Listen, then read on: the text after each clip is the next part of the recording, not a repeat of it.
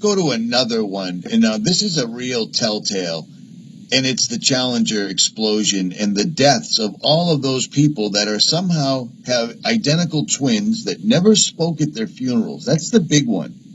If these people truly did have identical twins that are, doctors and lawyers and teachers all over the country that look identical because they're identical twins, why didn't any of these people speak, give the eulogy, anything at their funerals? But they're still alive today. Think about that.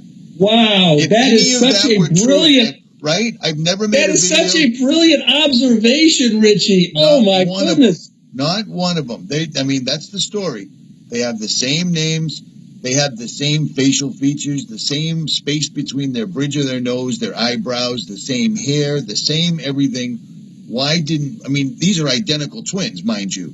The bond between them is closer than any other humans on the planet, but yet not one of those identical twins showed up to give a eulogy or even say a prayer. Truth has nothing to do with the number of people who are convinced of it.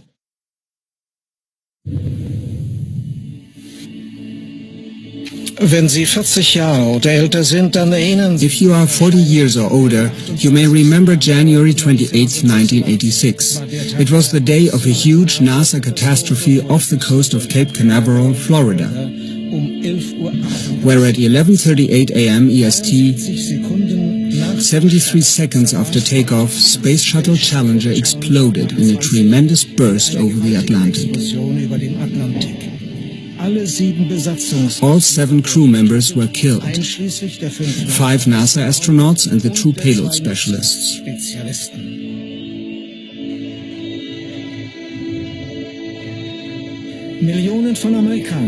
Millions of Americans, 17% of the total population, were watching the launch live on TV due to payload specialist Krista McAuliffe, the first teacher in space. The media coverage of the explosion was extensive.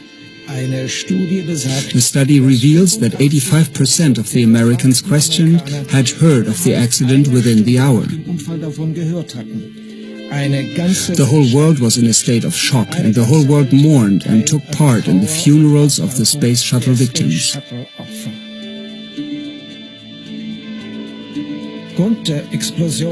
The failure of an O-ring gasket of the right-hand side solid fuel booster was the cause of the explosion. The shuttle did not dispose of an ejector seat system, and the impact on the ocean surface was too severe for anyone to survive. The catastrophe led to a 32-month pause in the NASA shuttle program, and by appointment of President Ronald Reagan, the Rogers Commission was created, a special committee to investigate the accident.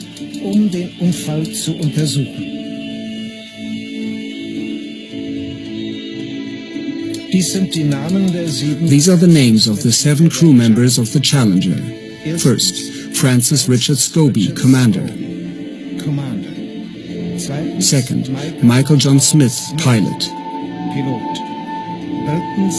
Third, Ronald McNair, Mission Specialist. Fourth, Alison Onizuka, Mission Specialist. Fifth, Judith Resnick, Mission Specialist.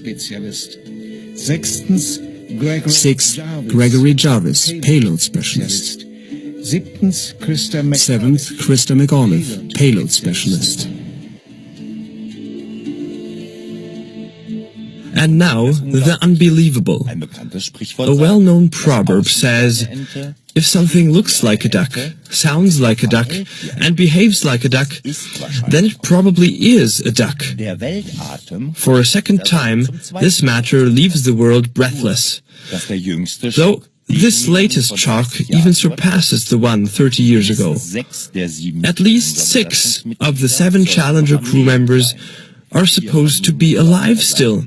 4 of them even with the same name. Here is the evidence to review. First, Francis Richard Scobie, Commander of the Space Shuttle Challenger.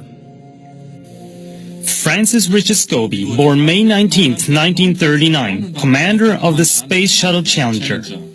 exactly 30 years after the Challenger crashed, he was spotted as a CEO of Cows and Trees, which was and today still is a marketing advertising agency in Chicago. When you take a look at these two pictures, you can see at least three features that show a strong resemblance. First, the same high forehead and the same eyebrows, and also the eyes facing slightly downwards at their outer corners. And all this always with his middle name Richard and the same age. You can find the picture on the right side also on his LinkedIn page. When visiting the Cows and Trees website, which I've opened here, you come across an animation with a rocket-driven cow. And the dust swirled around forms the number 6. The whole thing reminds strongly the Space Shuttle Challenger on TV when it exploded in midair. Just how black would such a humor be? Second, Michael J. Smith, pilot of the Challenger.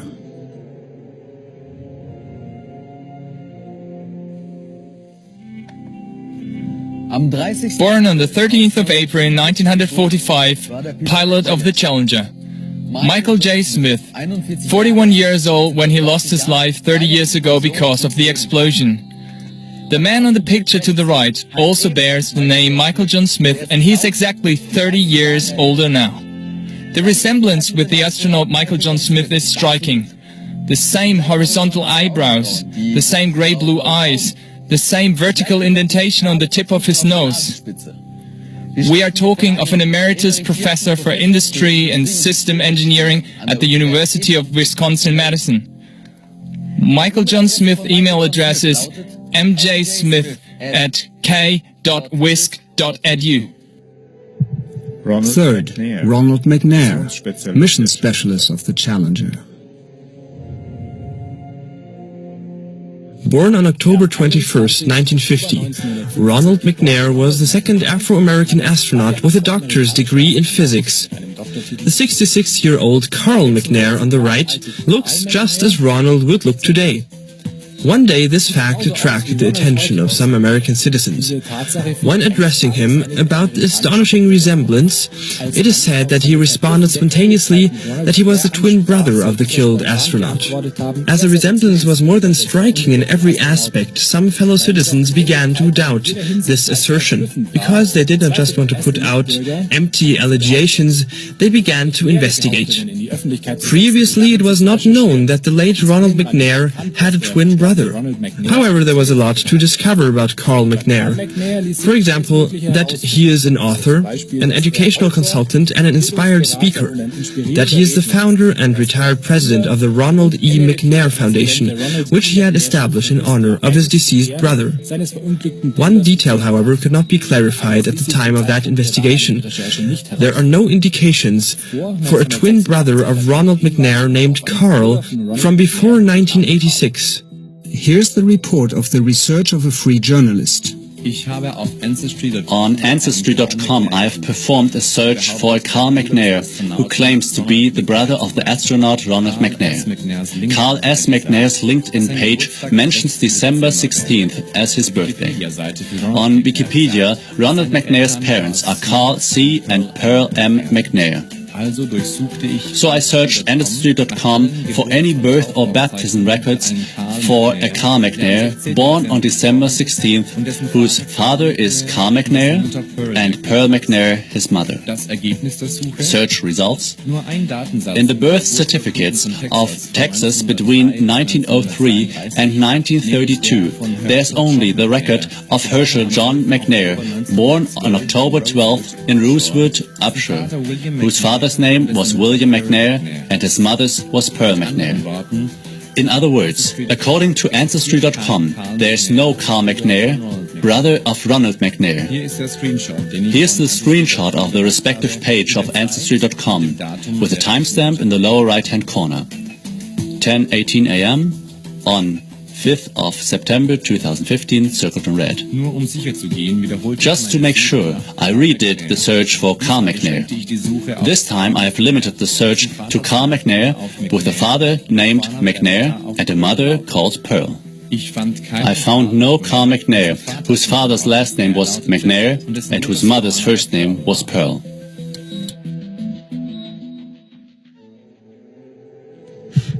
Fourth, Alison Onizuka, mission specialist of the Challenger. Another mission specialist of the Challenger, Alison Onizuka, was the first Japanese-American astronaut. He too was supposed to have shown up in public after the Challenger catastrophe. When asked how on earth he could still be alive, he supposedly defended himself, pretending to be Claude, the twin brother of the deceased astronaut Alison Onizuka.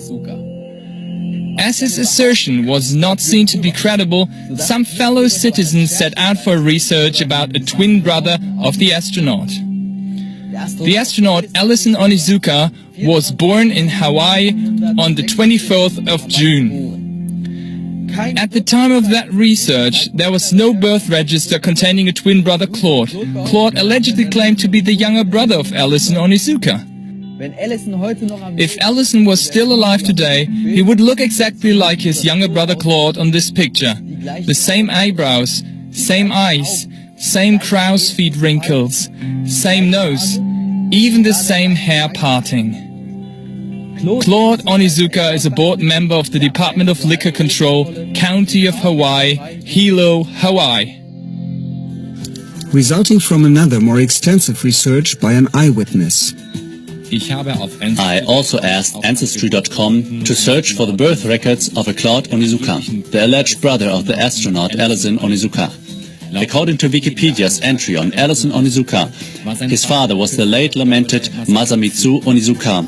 His mother is Mitsu Onizuka. Result of the search? Your search for Claude Onizuka returned 0 good matches. Here's the screenshot of the birth register.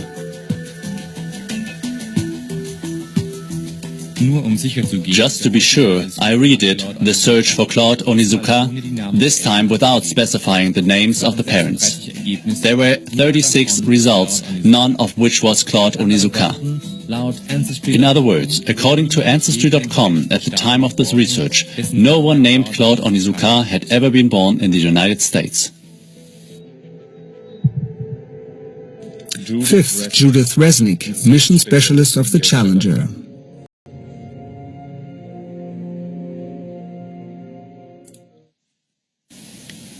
Judith Arlene Resnick, born on April 5, 1949. What of importance can be said about her? With a PhD in electrical engineering, she was a mission specialist of the Challenger. She was the second female American astronaut and the first Jewish American astronaut to fly in space. And now comes the interesting part. At Yale Law School, there is a chair held by a professor named Judith Resnick. The same name, this may occasionally happen. However, not only is it remarkable that now she is exactly 30 years older than the astronaut Judith Resnick when she was killed.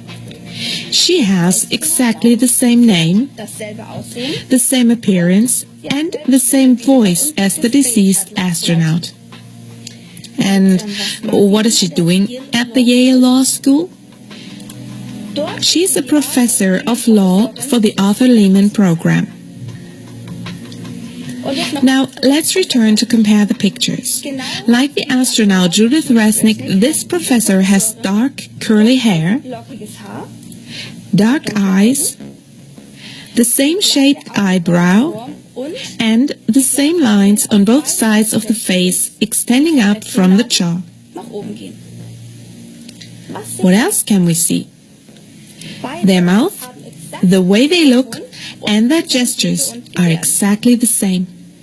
Here is another picture to compare. Look here at her mouth. The upper lip of both Judith Resnick's form a slight peak when they speak. Do you see this?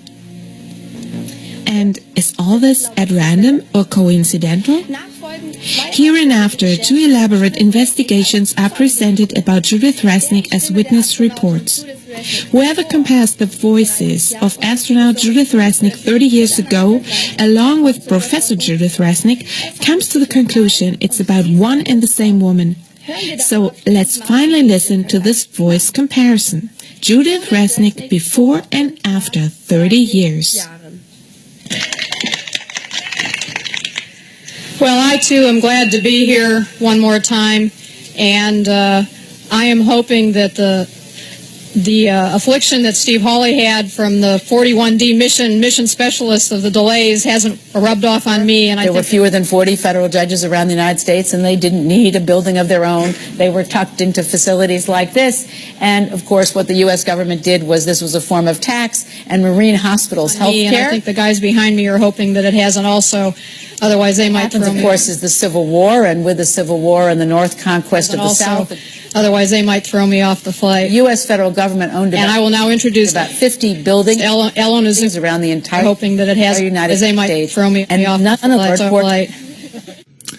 Are all these inconsistencies pure coincidences, or is it about a worldwide deception of enormous proportions? One must not mistake the majority for the truth. Sixth, Sharon Krista McAuliffe, payload specialist of the Challenger.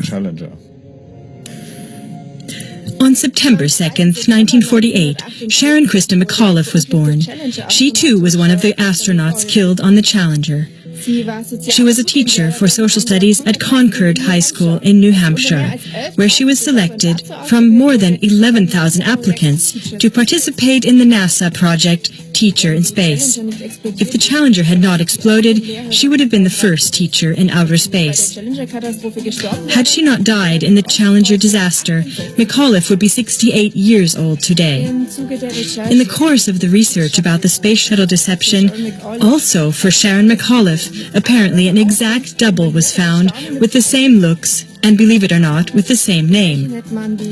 Even considering the 30 added years, this exceptional professor of law at Syracuse University looks exactly the same as the astronaut McAuliffe. But not only does she look identical, but she is also exactly the same age. Note also the details, for example, how her hair growth extends from the center of her hairline to the left of her forehead. The same lawyer, Sharon A. McAuliffe, who works for Syracuse Law School in New York State, is also a cousin of Virginia's governor, Terry McAuliffe. And he in turn had supported the re-election of Clinton and the election of his wife Hillary as her campaign chairman. Furthermore, he stood up for the support of NASA, in particular for the matter of the rocket launching site on Wallops Island, Virginia, in the Atlantic Ocean. In all these researches, it is important to state that it would be one thing if a single crew member of the Challenger would resemble to a person still alive. That could be dismissed as a mere coincidence. But it is quite a different thing if 6 members from one and the same Challenger crew have a look-alike, living in one and the same country, and in not less than 4 cases even have the same name. The rough guess of a physics teacher is summarizing this probability with the following figures and illustrations.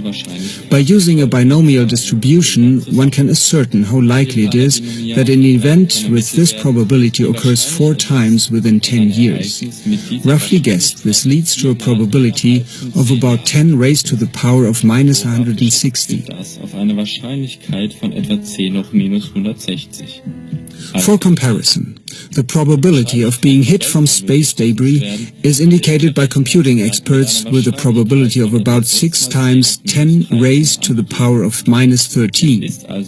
So it is more likely to be hit by some comet fragments 7 times in your life than such a collection of lookalikes would come about. But probably this figure is even much higher.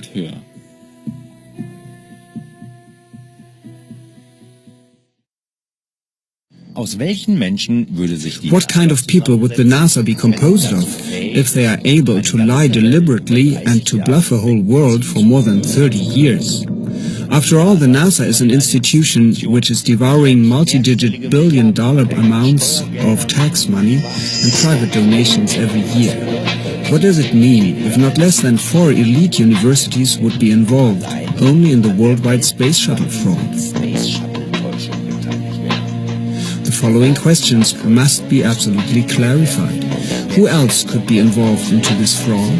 Considering all the astronauts presumed dead would then be found as lawyers, jurists, financial experts, etc.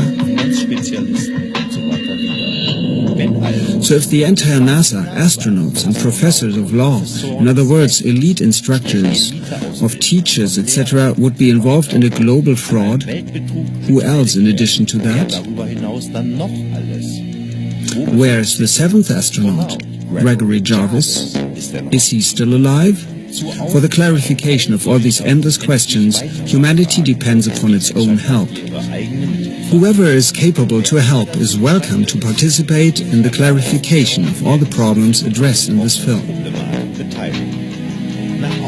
According to eyewitness reports from NASA insiders, the NASA did not only lie in some ways, but in every way. A NASA insider reveals. When I was talking with the gentleman from Belcom, and we were discussing the lie, everything he was telling me was different from what we were being told was the truth.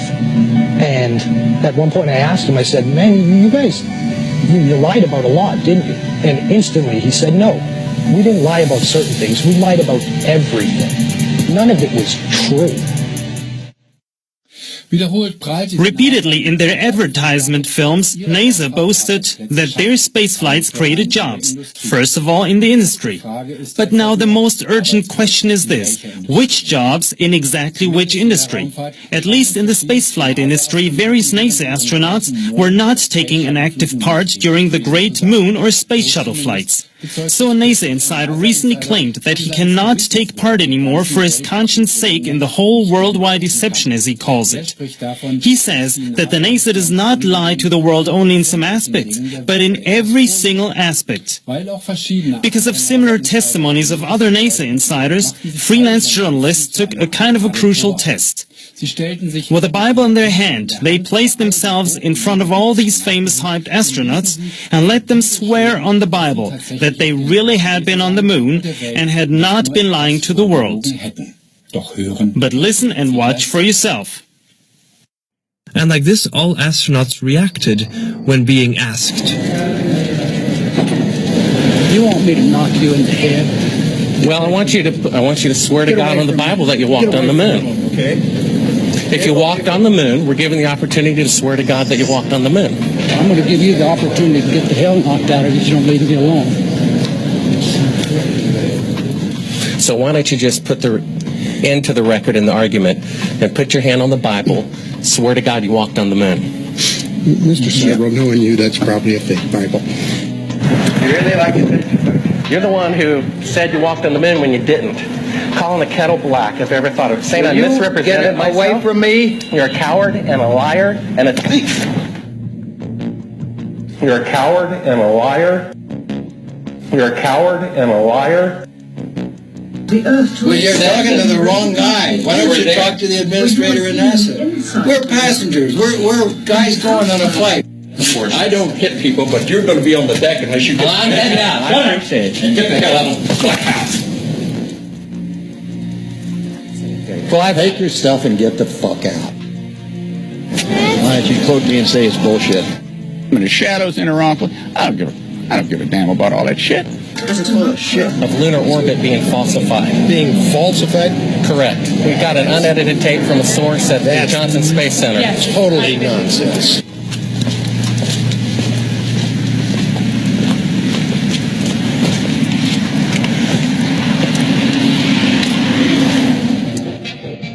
Mr. Seibel, you do not deserve answers. If you show this publicly, you're open for a lawsuit. Okay? Why has nobody been to the moon in such a long time? That's not an 8-year-old's question. That's my question. I want to know, but I think I know. Because we didn't go there, and that's the way it happened. And if it didn't happen, it's nice to know why it didn't happen. So in the future, if we want to keep doing something, we need to know why something stopped in the past that we wanted to keep it going. We didn't go there, and that's the way it happened.